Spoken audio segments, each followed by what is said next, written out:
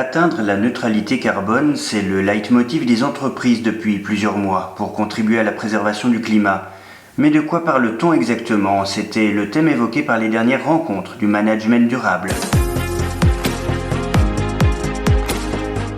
Laurent Cornalia, directeur du bureau Maneco, estime que sous cette formulation, cet objectif est une chimère.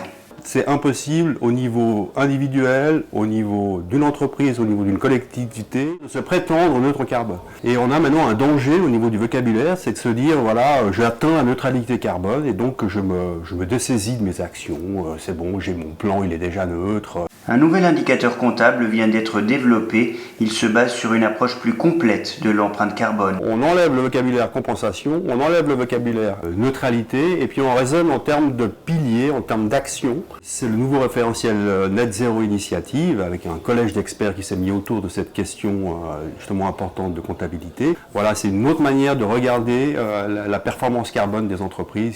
En clair, le Net Zero Initiative se soucie de ces réductions d'émissions, de celles des autres et des façons d'augmenter les poumons verts.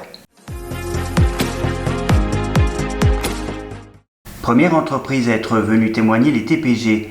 Pour leur présidente, le passage au bus tout électrique n'est que l'une des pistes suivies.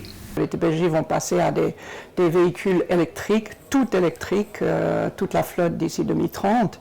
Mais le nombre de sujets qu'on travaille dessus, c'est beaucoup plus que ça. Il y a beaucoup de mesures à l'interne pour l'entreprise, des lumières en LED, le recyclage. Mais il y a aussi beaucoup de mesures face au personnel. En tant qu'entreprise semi-publique de presque 2200 collaborateurs et de centaines de véhicules, les TPG ont donc un rôle clé à jouer à Genève. Si les TPG arrivent à faire vraiment une neutralité d'émissions de carbone, ce serait fantastique pour le canton. C'est clair qu'il faut que tout le monde joue un rôle, mais en tout cas les TPG en tant que société publique, c'est encore plus important qu'on montre un exemple dans ce secteur. Et vous y arriverez? On arrivera.